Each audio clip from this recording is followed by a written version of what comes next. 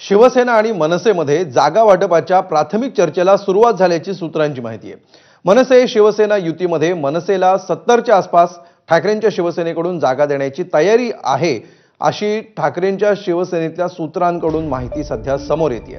आरक्षण सोडत जाहीर झाल्यानंतर जागा वाटपाची चर्चा पुढे जाऊन या जागा वाटपाच्या बैठकांच्या फेऱ्या दोन्ही पक्षांच्या नेत्यांमध्ये होणार असल्याची माहिती आहे। त्यामुळे सध्या तरी कुठलेही सूत्र दोन्ही पक्षांमध्ये जागा वाटप ठरलं नसलं तरी सुद्धा ठाकरेंची शिवसेना ही 70च्या आसपास जागा मनसेला सोडायला तयार असेल अशी माहिती देत आहेत। मनसेकडून साधारणपणे उमेदवार असलेल्या आणि लढू शकणाऱ्या आणि ज्या प्रभागामध्ये ताकद आहे अशा जवळपास 125 ठिकाणांची यादी तयार केली आहे। यापैकी 70 जागा मनसेला युतीमध्ये शिवसेना सोडायला तयार आहे, सकारात्मक आहे अशा प्रकारची माहिती आहे। अधिक माहिती घेऊया आमचे प्रतिनिधी वेदांत नेब यांच्याकडून।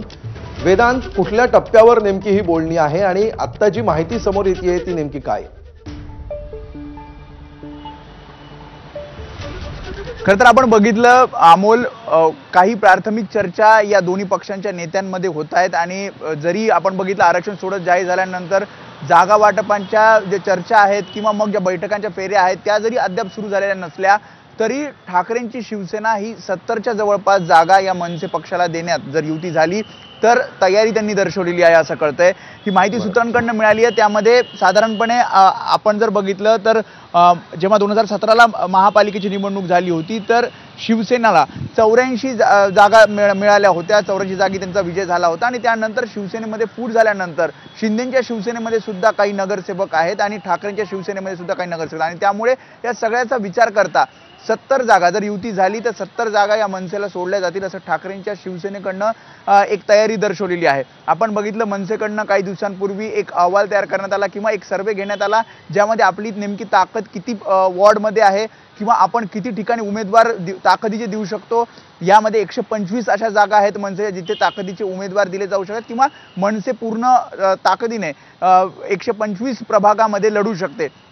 त्यामधल्या 70 जागा या ठाकरेंची शिवसेना देऊ शकते। खरं तर अद्याप कुठलाही फॉर्म्युला हा ठरलेला नाहीये किंवा कुठलेही सूत्र दोन पक्ष जर एकत्र आल्यानंतर ठरलेलं नाहीये। मेरिटनुसार हे जागा वाटप होईल असंच दोन्ही पक्षांच्या नेत्यांकडनं सांगण्यात येतंय। मात्र याआधी 70च्या जवळपास या जागा या ठाकरेंच्या शिवसेनेकडनं मनसेला दिल्या जातील कारण अजूनही महाविकास आघाडी प्लस मनसे अशा प्रकारे निवडणूक लढवणार का? कारण काँग्रेस स्वबळाचा त्यांनी निर्णय घेतलेला आहे। त्यामुळे राष्ट्रवादी काँग्रेस शरदचंद्र पवार पक्ष हा सोबत असणार का?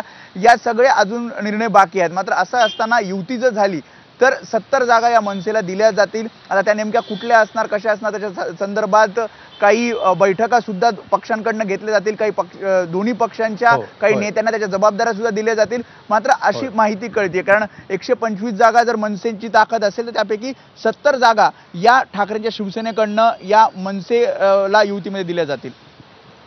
निश्चितपणे धन्यवाद वेदांत या सविस्तर माहितीबद्दल। आणि यासोबत या बातमीपत्रामध्ये आम्ही इथेच थांबतो आहोत। ब्रेक नंतर लगेच भेटूया पुढच्या बातमीपत्रात।